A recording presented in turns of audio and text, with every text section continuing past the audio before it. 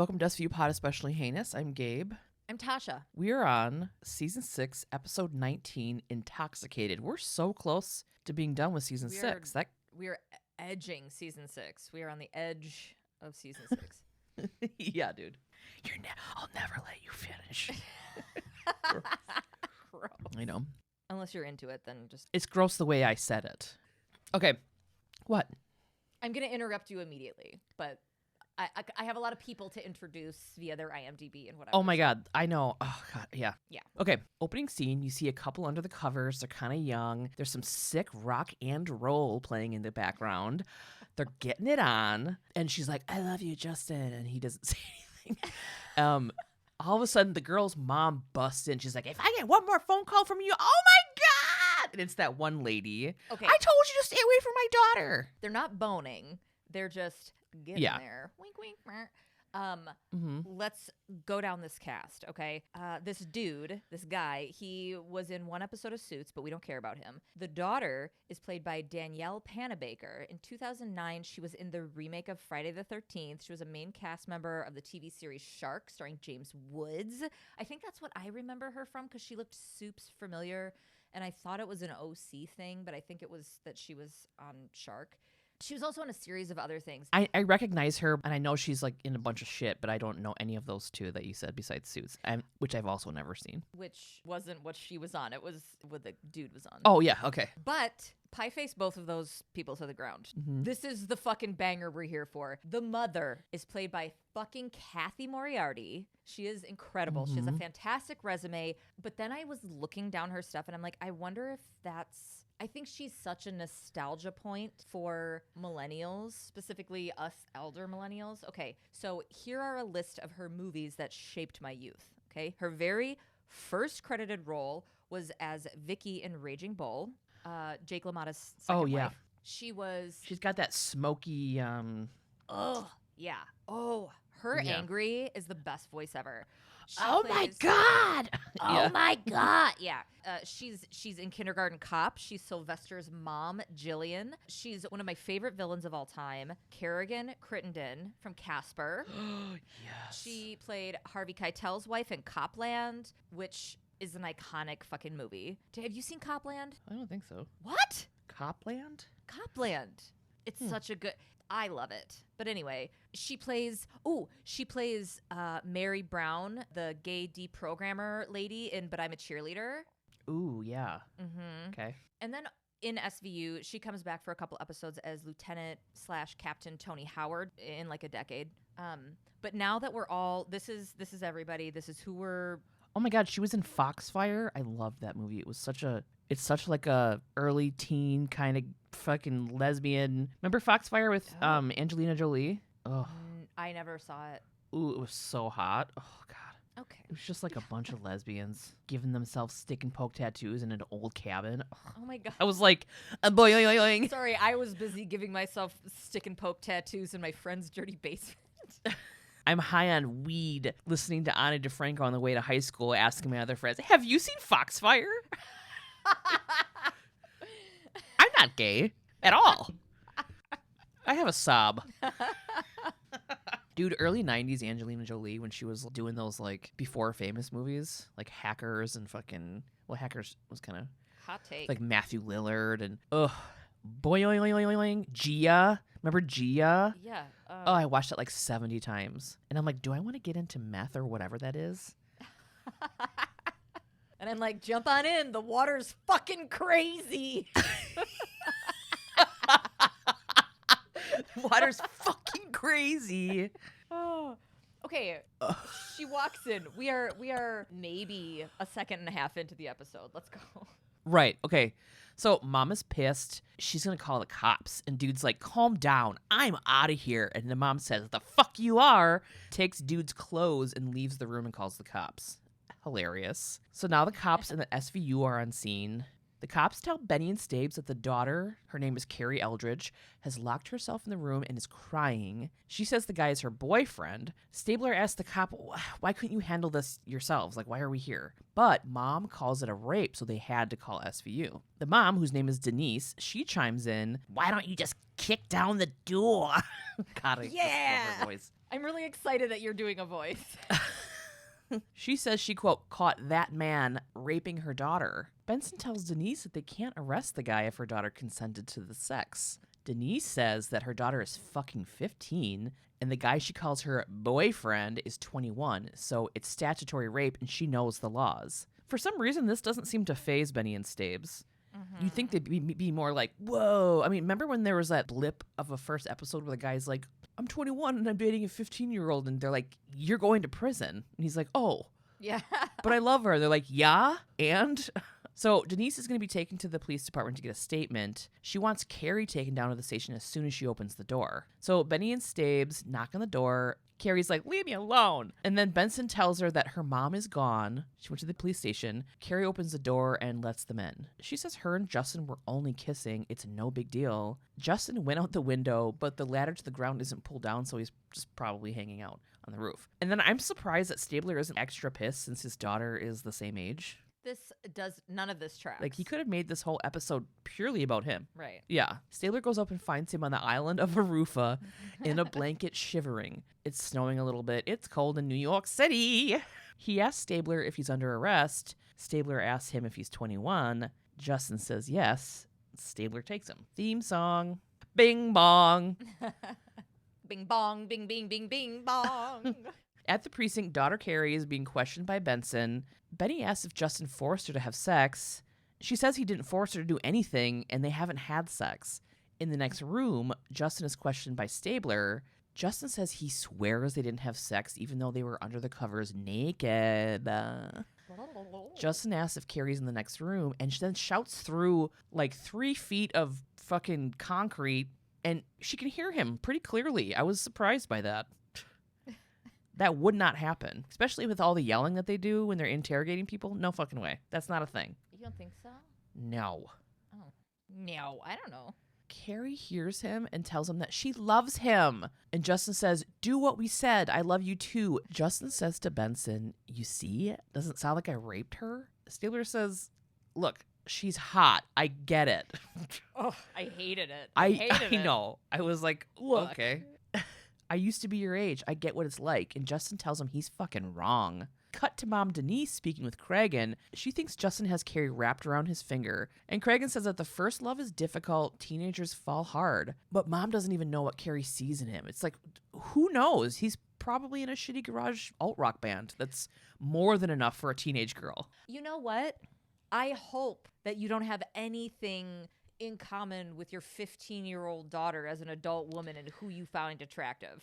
Like, that's just... Yeah. Just remember that you were that age and you were fucking into, like, whatever. You know what I mean? I remember being 19 and I had this living situation I ended up in. And my roommate was a 32-year-old dude. And he, like, flirted with my friend. And I was like, ew, dude, he's so old. I can never imagine ever being attracted to someone over 30. Mm-hmm. And now I bone a 43-year-old man. Yeah. Gross. I feel really lucky that my tastes in men have, like, aged with me. Because, like, what if I was, like, really into 25-year-olds? You know what I mean? Like, just forever, and then I'm... Oh, yeah. Well, at first they were way ahead of me. I was into, like, older guys. Now I'm just kind of, like, into my age. I think you caught up versus it aged with you. Yeah, I caught up. That's what... Yeah. Carrigan asks what Cari's dad thinks about all this. Mama Denise says that she hasn't seen Cari's dad since she told him she was pregnant. She doesn't want what happened to her happening to Cari. She thinks the only thing Justin wants is sex. Back with Benson, Cari tells Benny that she loves Justin and her birthday is in 2 months. Then she will be 16, but it's not going to be legal until she's 17. And then it won't matter what Benny or her mom thinks. She can do whatever she wants. But now it's illegal, so Benny has to care, you know? She's like, I'm almost 16. That's not the age of consent. What? Yeah. It doesn't have anything to do with anything. Back to Denise. She tells Carrigan that Cari won't listen to her. She talks back. and refuses to go to counseling, but Cari tells Benson Denise refuses to go. Cut to Benny and Cari. It sounds like Cari actually suggested counseling and her mom would get crazy mad just bringing it up. She says that her mom rewrites history in her head, and Cari brings up emancipation to Benson and wonders if she could do that. She could if she was living on her own or her mom was willing to give up her parental rights, but she'll never fucking do that. Benny thinks that she's trying to get away from her mom and be saved by Justin, but Cari doesn't think so. She really loves Justin. I love him. God, when I was fucking 16 or 15 and in love with Joseph from Bible camp, my mom was like, you can't see him anymore, and I collapsed to the floor. I know I've told you that before. I know. And I was like, why does everybody I love leave me? And she's like, what are you talking about? We're all right here. And I'm like, I'm 15. You don't get it. Oh my God. I'll go down on you in a theater. You know what I mean? Yeah. Like, I fucking knew what that meant. I'm like, In Carrigan's office, Benny, Carrigan, and Stabler are chatting about this loser dude / teen gal Romeo and Juliet situation. Justin's parents can't come in and be of any help. They died 2 years ago in a car accident. And I'm like, oh my God, poor kid. Carrigan says that if neither of them admit to having sex and the mom didn't see it happen, there's no case. a plague on both their houses.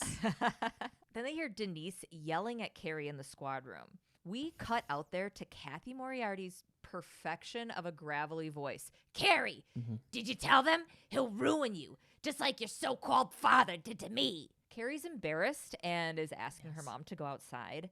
Don't tell me what to do. You stop seeing him. Oh, God, it's so good. That's such a good impersonation. It's not. It's really just gravelly New York. No, I mean, the you don't tell me what to do, that was fucking perfect. That was like exactly how she said it. Thank you.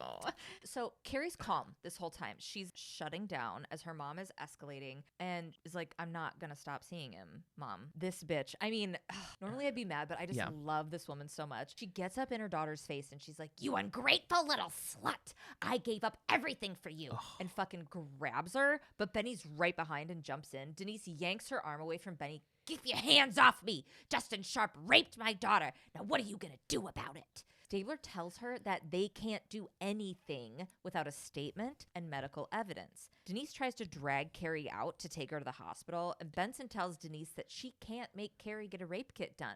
Denise, now in Benny's face, I'm her mother. Watch me. Benson grabs her coat. What's up, bitch? I gotta come with you. If a rape kit gets done, I have to take it to the crime lab, so... They head over to Bellevue Hospital. They're in the exam room. We see Dr. Kyle Beresford in the ER. So we first met him in season 5, and he makes 18 appearances between 2004 and 2011. He's got a very traditionally adorable, in a boyish way, face. So naturally, I'll be treating him like a child with a medical degree. Yeah. Dr. Kyle. Dr. Doogie. He's wearing a Fisher-Price stethoscope and Velcro sneakers and explains the rape kit to Cari with the help of Benson. She helps him pronounce all the big words. If the DNA in the semen from the kit matches Justin, he will be arrested for rape. Denise is convinced that it was rape. Cari keeps telling them that she didn't have sex with Justin, but her statement won't matter if they find his DNA inside of her. Then attorney Simone Brice walks into the exam room. The fucking jackal. This fucking cast, dude. I know. This is actor Glenn Headley. The Purple Rose of Cairo, Dirty Rotten Scoundrels, Getting Even with Dad, starring Macaulay Culkin and Ted Danson. A 9-episode arc on ER, Confessions of a Teenage Drama Queen, starring Lindsay Lohan and Megan Fox. My favorite role, though, was as Diane Futterman, Josh Futterman's mom in the show Future Man. Oh my God, I forgot about that. God, I wish they would do another season of that fucking show. Okay, so she's playing attorney Simone Brice. She walks into this exam room right before they're about to do Cari's rape exam. She announces that someone called her, telling her Cari needed help. She's Cari's lawyer now. Since Cari doesn't want the rape kit done, the doctor is told by Brice to fuck off. Kyle goes to finish his homework, and Denise follows him out, saying she wants Cari examined. And Brice follows her to try and talk to Denise, Cari's mom. Denise tells Brice that, I have rights too. But Brice tells her that she doesn't have rights when it comes to Cari's privacy and sexual matters.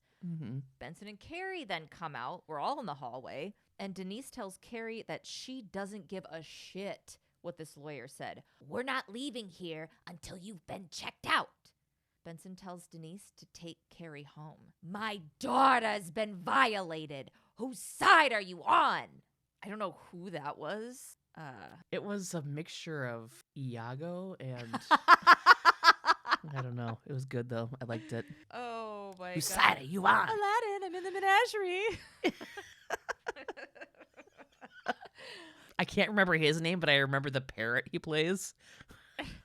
Oh, fucking God, Gilbert Gottfried. That's it, yeah. So to this mom who's like freaking out, she's like, whose side are you on? To Benson. Benson just stares at her like, hers. Your daughter's. Back at the precinct, Benson comes back and is talking with Stabler. Stabler just sent Justin home, but wants to get him for endangering the welfare of a child. Benson's trying to figure out the best way to go about the case for Cari's sake. Stabler's like, well, it's pretty cut and dry. She's 15, he's 21, I'm a dad, bada bing, bada boom, it's statutory rape. Mm-hmm. Benson doesn't like how Denise is trying to use them to get what she wants, though, and asks Stabler if he would do what Denise is doing to Cari to one of his kids. And Bizarro World Stabler responds, my daughters have nothing to do with this. That is a fucking first, since they apply to every other case that he's ever worked on that has just a breath of a teenager in it. What's happening? It doesn't make any sense that he doesn't apply this to it. Makes sense because it's Benson's turn to make it personal. So if Stabler did too, it would just be, oh, what a mess. Oh, what a mess. Benson doesn't want Cari to be bullied by Denise anymore. She feels that they, as detectives, are facilitating that shit if they continue to participate. Mm-hmm. Just then, Carrigan calls Benny into his office. Daddy's got some questions. He got a call that Denise is angry and telling the head of the NYPD that Benson talked Cari out of a rape kit? ? What's that? Please explain. Benson just goes, Cari didn't want it. Carrigan's like, what you're saying sounds a lot like what Attorney Brice said. Weird that a children's rights attorney happened to show up at the ER in it. And Benny goes, yeah, I called her. And I gasped a little at that. I don't know why I was surprised. I think because I assumed someone else was weirdly involved. But yeah, Benny's the one who called fucking Brice. Carrigan's like, oh, you did? Oh, you did? Is that out of the scope of your job? It is.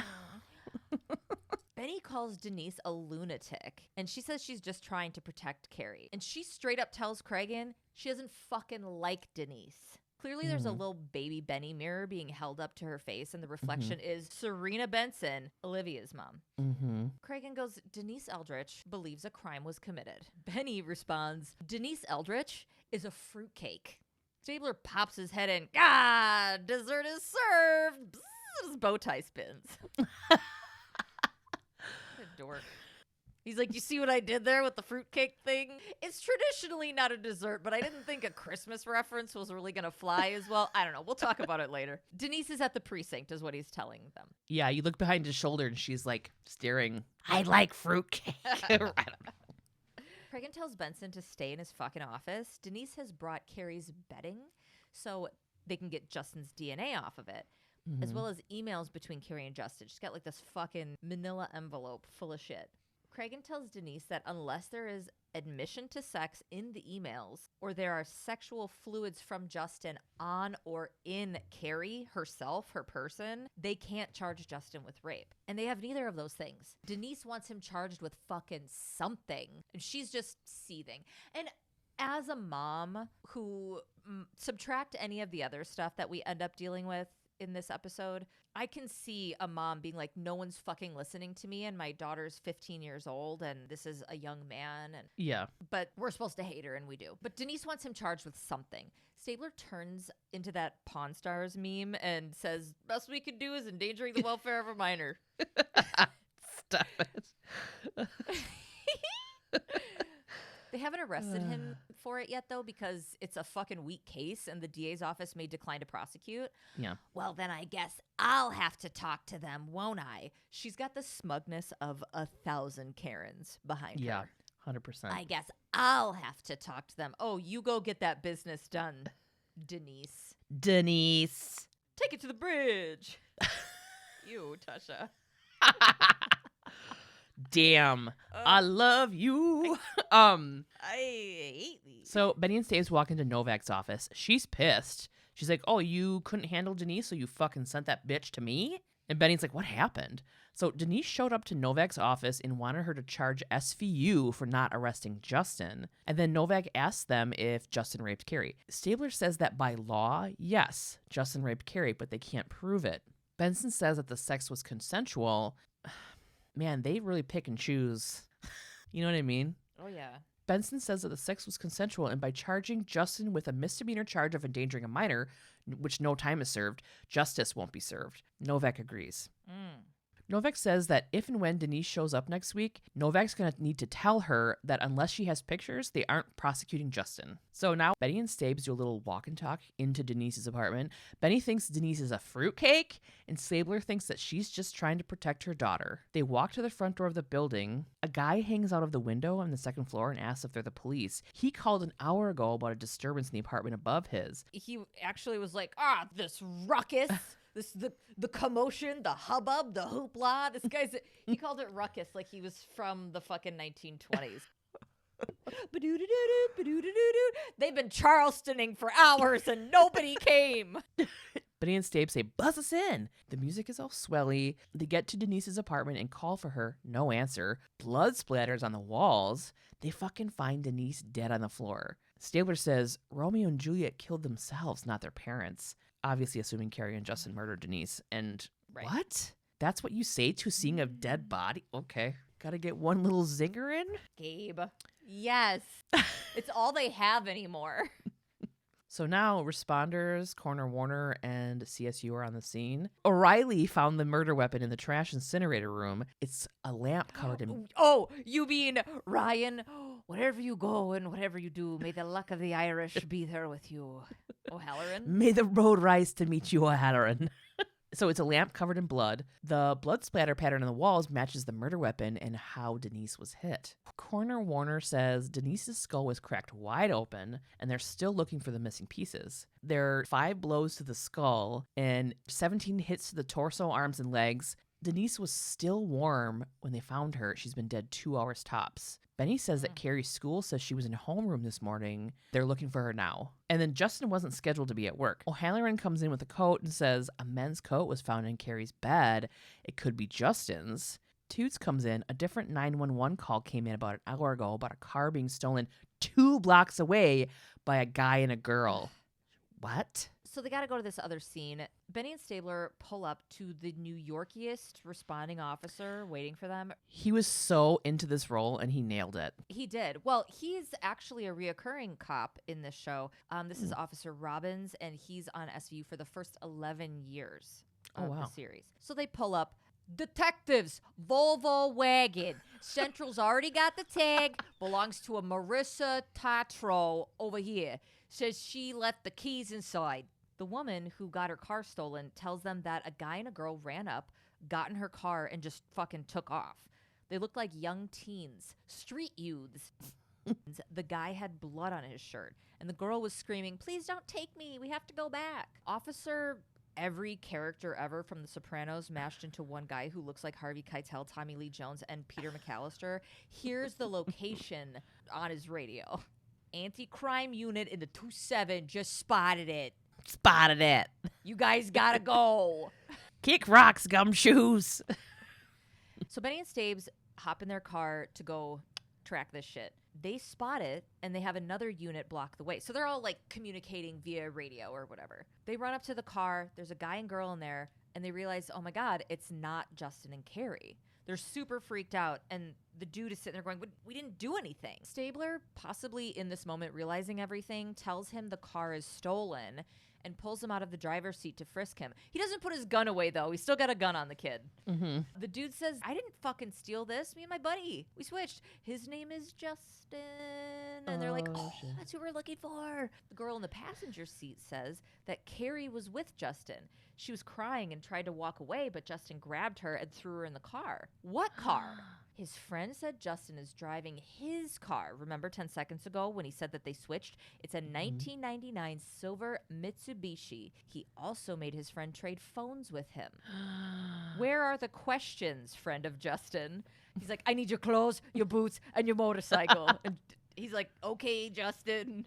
Benson gets Justin's phone, which his friend has, and calls the last number that he dialed. Benny goes to meet with attorney Brice at her law firm. I'm guessing it's at her law firm because they walk into an office that only Belle from Beauty and the Beast could love. It is just piles and piles of books. Doom piles everywhere, but they're legal books instead of old mail and extra shoelaces like mine. Brice says that Cari had called her, but she won't tell Benson what Cari said due to client confidentiality. But Benny tells Brice about the kidnapping and the murder to be like, you should probably tell me something. And Brice is like, nope, still don't have to. She calmly responds by saying Benny doesn't know that Justin murdered Denise Eldridge. Benny thinks she can play with this bish, and she cannot. But she tries. He left his coat at the crime scene. Brice, again, a lawyer, calmly asks, oh, when was that? Today or last week? You don't know. Like, duh, he's been at that place before. Now, remember, Benson is the one who called Brice to protect Cari, which is what Brice claims she's doing. Benny tells Brice that she's covering for a dude who beat Cari's mother to a bloody pulp. If there's a crime being committed, privilege doesn't fucking exist. You're obstructing justice, babes. Brice tells her, I have not confirmed. I don't know. You're obstructing justice, babes. Babes. Brice tells her, I have not confirmed what I know, so I'm not obstructing a damn thing. Hard cut to a Benny and Novak power bitch walk and talk outside the courthouse. Novak says, Brice is right. Even though the Brice is right. Yeah. Ding, ding, ding, plinko. Even though their witness told the detectives that Cari was kidnapped, Brice can't break privilege unless Cari herself tells her she was kidnapped. Novak's like, sorry, girl, I can't do anything here. Benny goes, but wait. I have an idea that's probably NBD. Get me a subpoena to dump Simone Brice's phone. Right? Do that. And Novak chokes on a soft pretzel that she wasn't even eating. Simone Brice, the Mother Teresa of children's rights? Yeah, the DA is going to be super down for that. But wink, wink, the phone conversations are privileged. But the numbers of the incoming calls aren't. Follow that pretzel crumb, Gretel. And she goes into her fucking courthouse made of candy and gingerbread. Betty and Stabe show up at the Taru lab. Morales is waiting on the phone company to get the dump for Simone Brice's cell. Around midnight, Justin texted Cari that they should move in together, and Cari responded, quote, over my mother's dead body. So Stabler's like, oh my God, the murder was Cari's idea or wishful thinking. What? Justin also called Cari this morning. The borrowed phone from Justin's friend is pinging off towers in upstate, but they turned the phone off. It looks like it was like moving north and making good time. 2 calls to Simone Brice's office were made in the afternoon within the hour of each other, and only one was 9 minutes ago from a landline, possibly a payphone. Betty and Stabler head upstate to the area where the calls were made to Brice's office. They meet with a local cop. Now, this is the guy that I meant to say he gave this role everything, and I loved it. Oh, they both did. But yeah. Please. He was just really natural. Yeah, I liked this guy too. Yeah. He says he showed up 10 minutes after SVU called, but Justin and Cari's Mitsubishi were gone and hasn't been back. A gas station attendant saw the borrowed car, it came and got gas, and then came back 20 minutes later. Stabler noticed a nearby restaurant when they got into town, and they want to go see if maybe they had something to eat. So the owner recognizes Justin from his photo. Dude's known Justin his whole life. He used to work at the restaurant. Justin's family has a cabin 2 miles away in upstate. It's not 2 blocks anymore, it's 2 miles. My favorite thing about this, and it also makes me realize that I need to be on a higher dose of ADHD medication, was the cuts to the restaurant manager, and he's like, I got here at 4, but I'll gladly ask the day man. In my head, I'm like, day man. Ah! And I'm like, this guy's the fucking night man. Ah! They should be arresting him. Pay the toll. You gotta pay the troll toll. To get into the boys' hall. Okay. They live there during the summers. The guy wonders why Justin would even be there since hunting season is over, and then Stabler asks if there are guns in the home. It's dark now. Benny and Stabes creep up to the cabin with a bunch of local cops. The lights are on. They're like surrounding the cabin. They knock and tell Justin who they are, and he's like, leave us alone. But Stabler says he either comes out or they come in, and you can hear Cari being like, no, Mom. Justin agrees to come outside. They both do. Justin is arrested for murder and kidnapping, and Cari says he didn't kidnap her. In the precinct, Justin and Langan are with Craig and Stabler in an interview room. Stabler tosses a bunch of crime scene photos of Carrie's mom, Denise. She took a lot of damage, broken ribs, lacerated liver. She was hit 17 times, so hard that her brain even disconnected from its stem. Oh my god. Dang. Langan says Justin is innocent until proven guilty. Cragen says, he's guilty. We found his coat. So Langan says the coat could have been there for fucking weeks. And Cragen says that a witness saw blood on Justin's shirt and saw that Cari was forced into a car. Langan says that if the witness can make a positive ID, why isn't he in a lineup? Cragen doesn't have an answer. what's annoying is that they keep trying to use this coat thing. I know. They tried to use it with Brice. They're trying to use it with Langan, and they're like, we're really good lawyers. And he hung out there all the time. Like, what a weird... Yeah. It'd be like if something happened to me and they'd be like, we found her husband's shoes. Like, yeah, he's got a bunch of shoes here.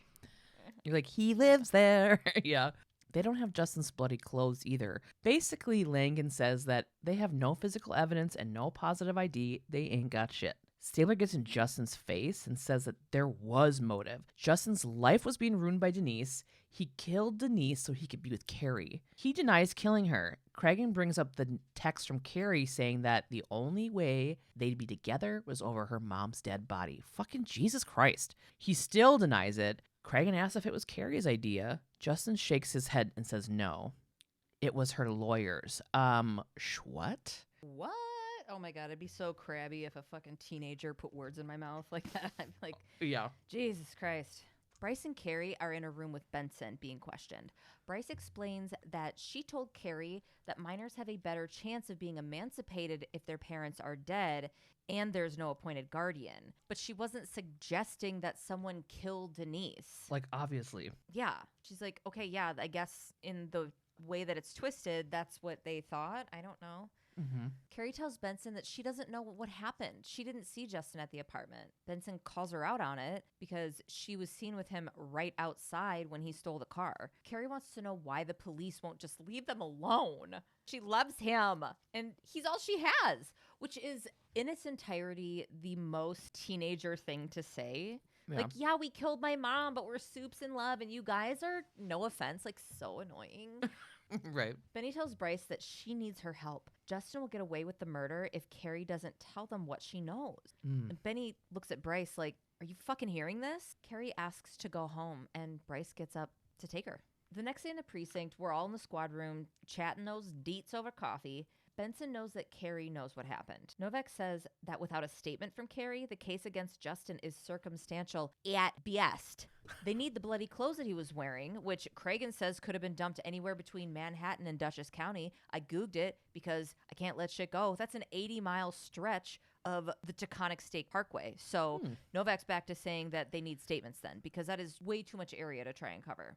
Right. Stabler, who's hip to funky hormonal teens, says Justin and Cari aren't going to tell them shit. Mm-hmm. Cragen thinks it's possible that Justin or Cari may have mentioned something about killing Denise or wanting to someone else. Justin could have vented to someone, or Cari confided in one of her friends, one of her school friends. We've got to trace their movements prior to the murder. Mm-hmm.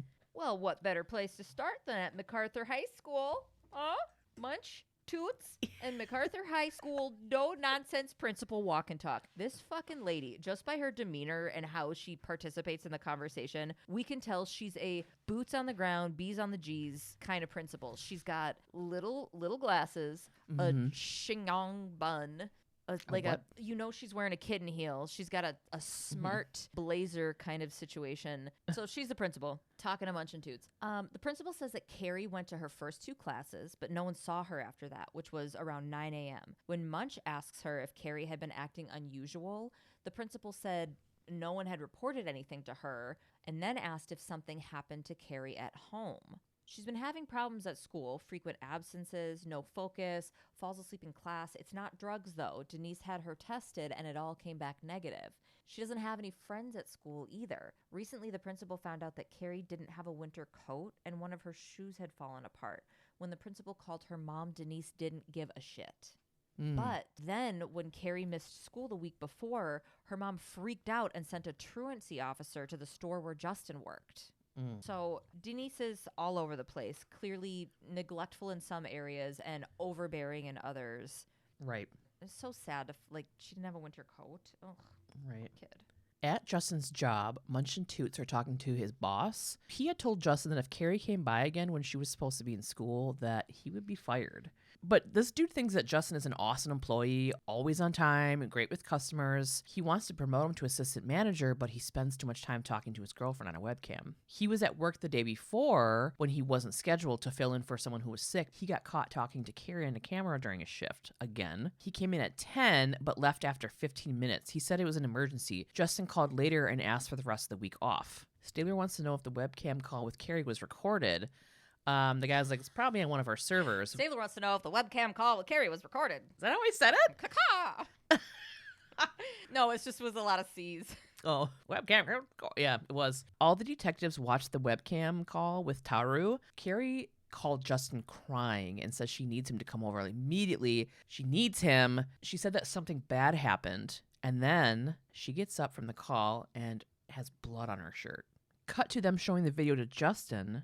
Justin says he's got nothing to say. Langan tells him that this is actually when you should talk. They know he's innocent. Stabler tells him that he knows he's in love, but nobody is worth going to prison for 25 years. Say that to young people in love. Right. Which he did, and the guy still didn't respond. Anyways. Stabler, we know that your marriage turned into a fucking rusty dumpster, but at this time, at this age, with your pregnant, soon-to-be wife, fucking Kath, you'd be like, I'd die for you. Come on. Benson asks how much Cari actually loves him if she's willing to let him go to prison for something she did. Justin asks Langan if Cari can be arrested based on the tape. Langan says they can't because it doesn't prove that she murdered her mom. So Justin says he's not saying shit. So Benson leaves and goes to question Cari with attorney Brice. Benson tells Brice that Cari had been lying to them, which Cari denies doing. And then Benson lies and tells Cari that Justin told them everything that Cari did. We let Justin go once he told us.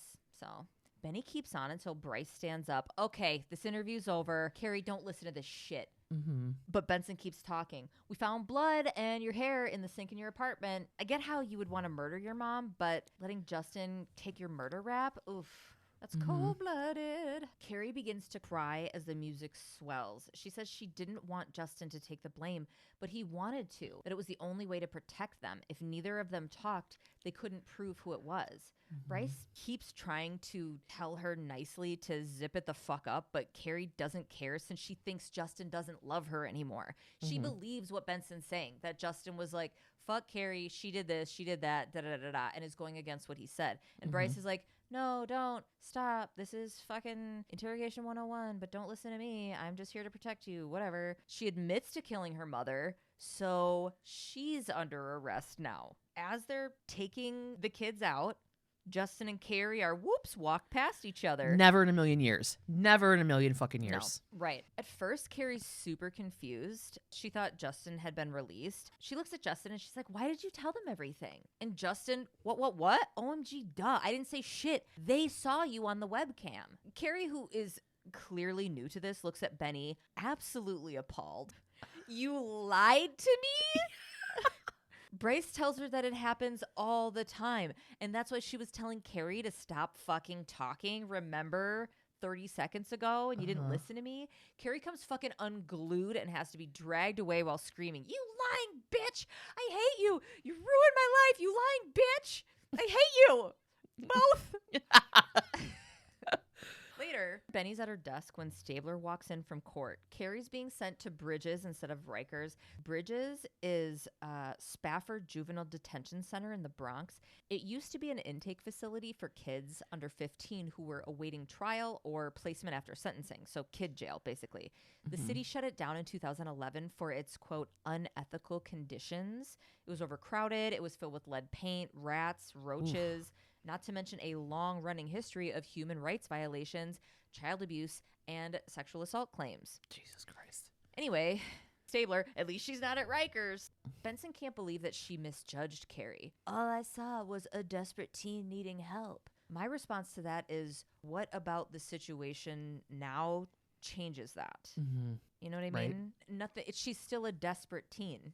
Yeah. Needing help and trying to find a way to help herself. Mm-hmm. Novak comes in with Huang. Hello. The defense is claiming that PMDD made Cari kill her mom, premenstrual dysphoric disorder. Huang says that PMDD can cause severe psychological effects, including severe headaches, depression, paranoia. Sometimes they can hallucinate or hear voices, but Benson and Novak don't buy it. Which, okay. But Huang saw the crime scene photos. It's pretty clear Cari lost control of herself. Great. So she's going to get off because of this Twinkie defense? This is what Benson says. Mm-hmm. The short version of the Twinkie defense, something else I Googled, comes from the ex-cop/politician who shot and killed Harvey Milk and George Moscone. The defense used his severe depression and mental illness to argue diminished capacity. It was mentioned during the trial that he had been eating a lot of Hostess snacks, like Twinkies and shit, which contributed to his depression. And it was a super small part of what was even discussed in the trial, but people grabbed onto it and they were like, oh, the Twinkie defense. So it was really a conflated version of reality. But anyway, it was basically to say, this is some bullshit. They're trying to use some bullshit to get this person off. Yeah. Novak wants Huang to examine Cari. She wants to find a way to beat Brice.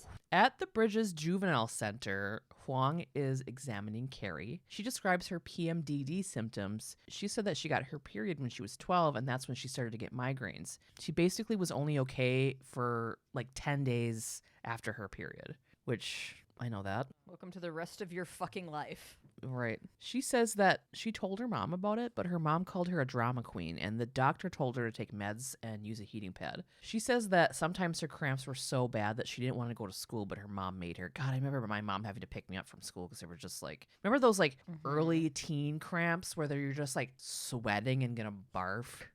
Because it's just too intense. And it just comes in waves and it won't stop. Ugh.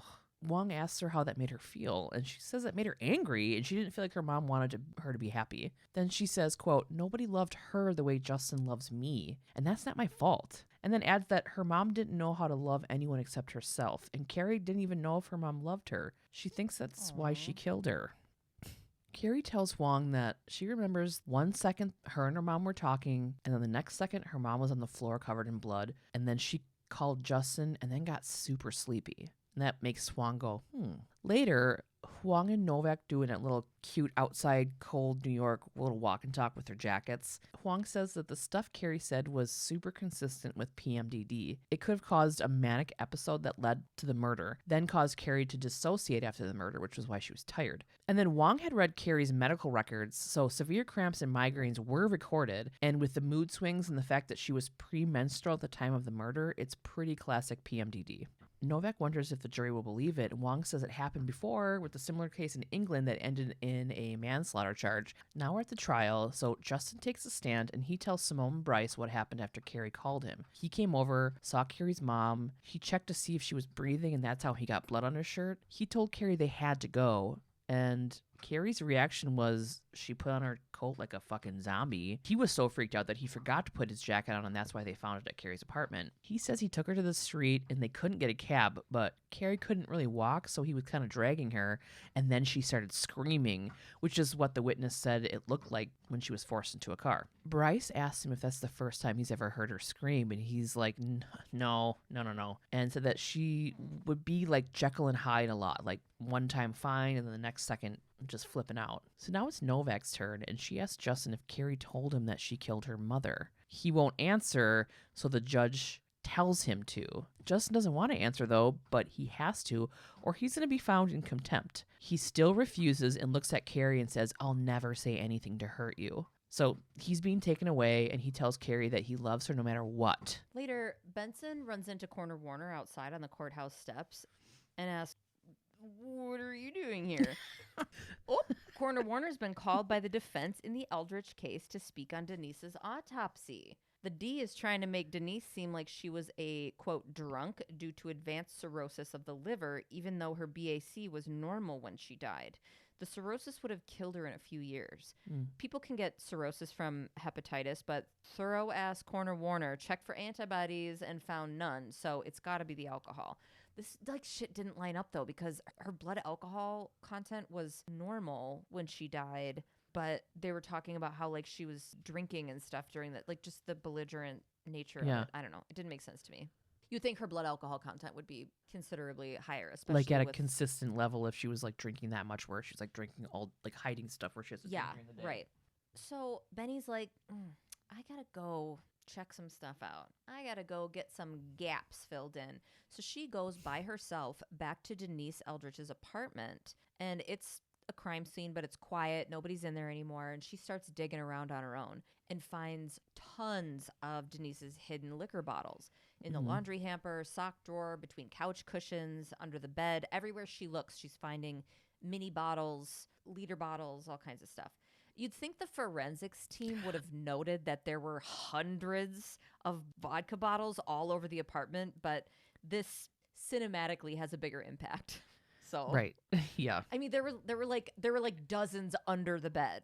Mm-hmm. Stabler shows up to Benny still collecting bottles in the kitchen. She's just finding them and putting them on the kitchen island. Benson's having this realization now out loud to Stabler. No wonder I hated Denise.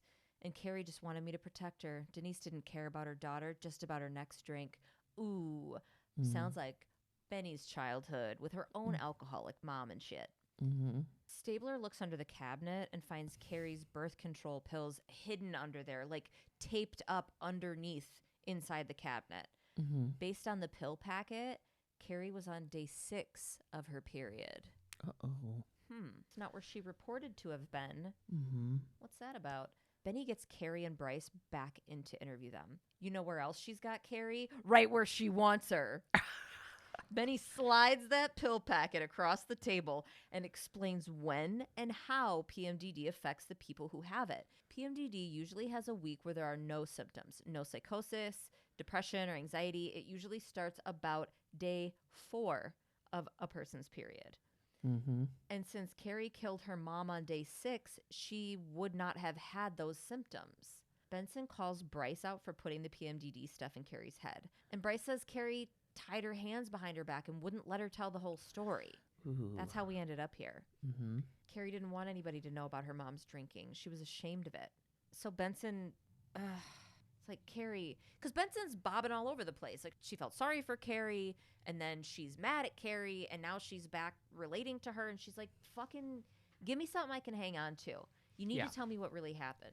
So Cari looks to her lawyer, and Brice is like, yeah, I mean, you haven't listened to me this whole fucking time, so whatever, dude. Mm-hmm. Why are you looking at me now? Music swell. Cari tells Benson that she was at school that day, and Justin called her to tell her he didn't want to see her anymore because he was afraid of Denise. She went home and tried to talk to her mom, but Denise ignored her and just started drinking, telling Cari that if she couldn't get Justin arrested, then she'd do whatever she could to make sure he didn't love Cari anymore. Jesus. Cari responded by telling Denise that she'd always be with Justin and she'd rather be homeless than spend another minute with her. Mm-hmm. That made Denise fucking lose it and slap Cari in the face. And then she just kept hitting her and calling her a slut. Cari snapped during this attack, grabbed the lamp, and kept hitting Denise with it over and over. She said she loved her mom, but when she was drunk, she wasn't a mother. Benson is just zoned out, like full disassociation staring through this entire thing. She's listening to her own story. Yeah. When Cari's done talking, Benny says nothing and just stands up and leaves the room. Brice follows Benson out into the hall and asks Benson what she's going to do. Benny has to tell the DA. Brice tells her that she knows it wasn't murder, though. Benson wants to know why Brice didn't present the whole story for the court, and she says it's because Cari refused to talk about it. Brice says that Benson should remember what that's like, and I was like, how the shit does she know her mom was a drunk? But, we find out later. Yeah, we do. Benny's sitting at a bar now, and Novak meets up with her. Novak tells Benson that... Did you see what she was drinking? Uh-uh. She had a half a beer, bitch. Oh, I did. Yeah, of course. Yep. Novak tells Benson that she shouldn't have talked to Brice and Cari without her, but she did do a good job with finding the birth control and bringing that up. They should get a conviction, but Benny wants Novak to plead her out. Novak's like, man, why aren't you taking this win? Why do you want this? Benny tells Novak about her story about her mom. So her mom was an English professor, and Benny was 16 and dating one of her mom's students who was 21. He asked her to marry him, and she said yes because she wanted to get away from her mother. Her mom found out and told Benny that if she didn't stop seeing him, she'd have him kicked out of college. Benson really didn't want to stop seeing the guy and said she was moving out. And her mom was an alcoholic and was drinking when they had a fight over it. Benny's mom dropped a bottle of booze and it shattered everywhere, but her mom picked up the jagged edge one, and came at her, screaming, "I'll never let anyone else have you," which is fucked up. Benny kicked her hard and then kicked her again, and her mom went flying into a wall, and then Benson ran out because she was so afraid. Novak reminds Benson that she didn't kill her mom, though, but Benny says, "I know, but I also know what it's like to want to." So Benson knows Simone Brice from back then. That's who she called when that fight happened. She was a law student then and helped Benny survive this whole situation. Novak wonders why Cari didn't say anything, and Benson says it's because it kept the abuse from being real. Like, saying it out loud makes it actually real, which I feel like we all can relate to that in some ways. I'm not downplaying abuse. I'm just saying, like, when something bad is happening, if you say it out loud, it makes it real. Yeah. So that's why she called Brice in the beginning, because she was like, because she saw herself in Cari. I know her. She is me. This is what helped me. This is who helped me. This is who's going to help her. Yeah. So back at the trial, the plea deal was agreed upon. Cari is convicted of manslaughter and given 5 years in prison. Justin is sitting behind her and hugs and kisses her before she's taken away. Novak tells Brice that Cari's going to be in a juvenile facility. She's actually not going to do any hard time. Brice tells Novak that she polled the jury. 11 out of 12 thought she was guilty. They could have won. She wants to know why Novak pleaded Cari out. So Novak looks over at Benson, who is sitting in the very back of the courtroom, like creepily staring at them. She's the only one in the court. Remember in the bleacher scene when the guy's talking? Yes. She's just like over there. Yeah. So she's just at the very back of the court staring at them. And then Brice and Benson kind of exchange these like knowing looks. End of episode. Toy fucking Yoda, brah. Caption Max. That was good. We'll do this now. Okay. I'm gonna tell you the. All right. Courtney Schulhoff was born in Washington, D.C. on December 27th, 1987. After her parents' divorce, she lived with her dad, Stephen, in Almonte Springs, Florida. At 15, she had been attending Lyman High School but dropped out and instead was working toward her GED. She met 20-year-old Michael Morin through her GED course, and they started a relationship. Courtney's dad, Stephen, didn't approve of Michael. I mean, his daughter was 15. This guy was 20. He was also on probation for car theft. Okay. He didn't really make a great first impression with these elements. Yeah, I mean, that's reasonable. It's reasonable for dad to... The two just got closer and continued to date. On the morning of February 10th, 2004, Stephen's girlfriend, Elaine Bauk, found his body stuffed into a storage container at the foot of his bed. Whoa. He'd been beaten to death with a baseball bat. She immediately called 911, letting police know she had seen Courtney and Michael leaving the complex.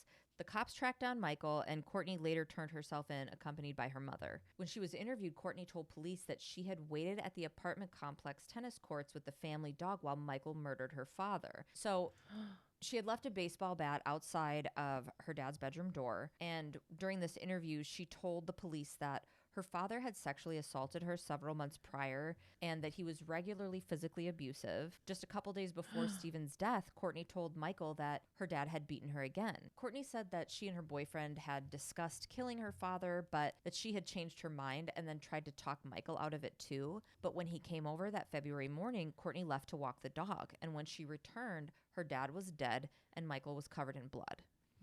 She told police he had told her he had, quote, taken care of her problem, and if she told anyone, he would kill her too. In his interview, Michael told police that Courtney's dad was abusive. So their shit is gonna line up fairly closely in these first stories, but he started telling the cops about the history of abuse with Courtney and her dad. And her dad had also recently cut off Courtney from using his credit card and had tried to forbid Michael and Courtney from seeing each other.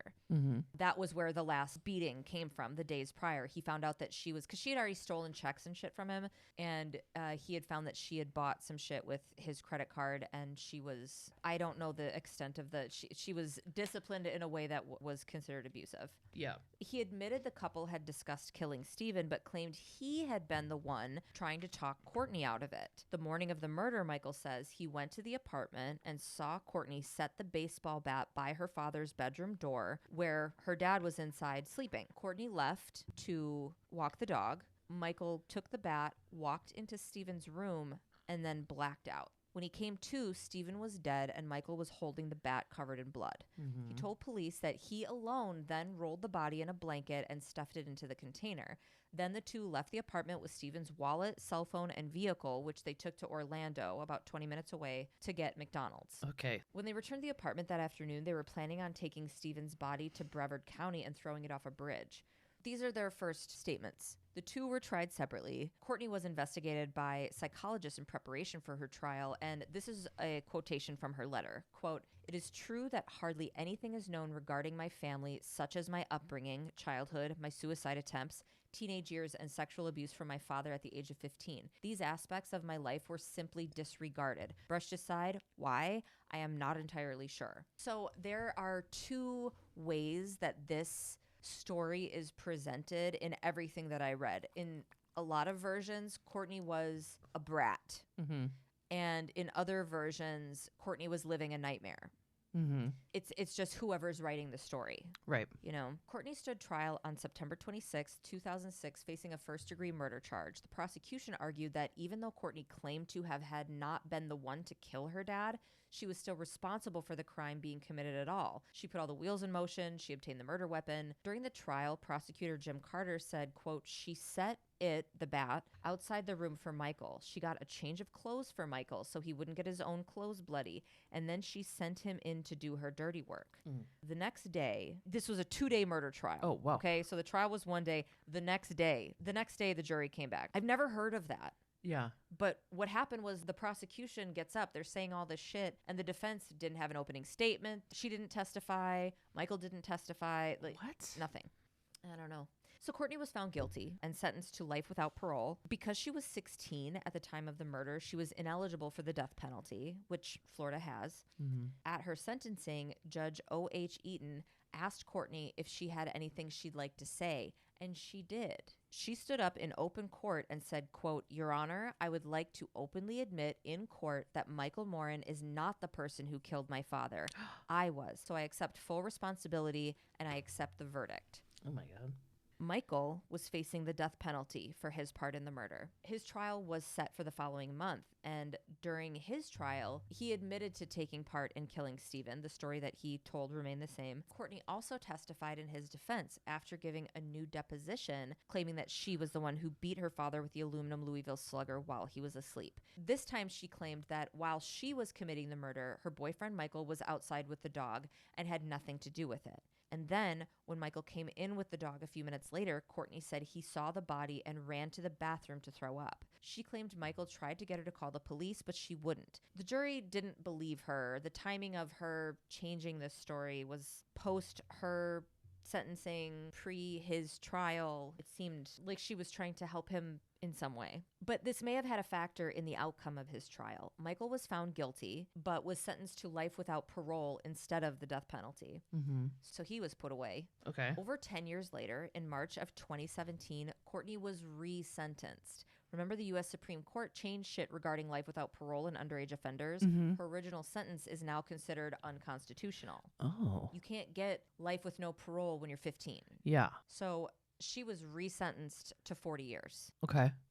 With time served? Yes. Or no? Yes, with time served. So she has, like, how much time left? So the murder was in 2004, and they had already given her time served, which she rolled her eyes at, which wasn't a great look. So she's served about half of her required sentence at this point. That's what I was, But yeah, that's where it sits. All right. Good episode. That was a good episode. And it's had everybody and their mom in it, which is great. Yeah. Next week, we have season 6, episode 20, Night. So a woman who's raped dies from a heart attack. Turns out there's a serial rapist who preys on undocumented women. I guess they think it might be a rich kid, which is this is just going to piss us off the whole time. Cool. Rate and review us. Give us 5 stars if you like. Email us at svupod@gmail.com. If you want to send us anything, mail us at P.O. Box 176 Deforest, Wisconsin 53532. All of our social medias is at SVU POD.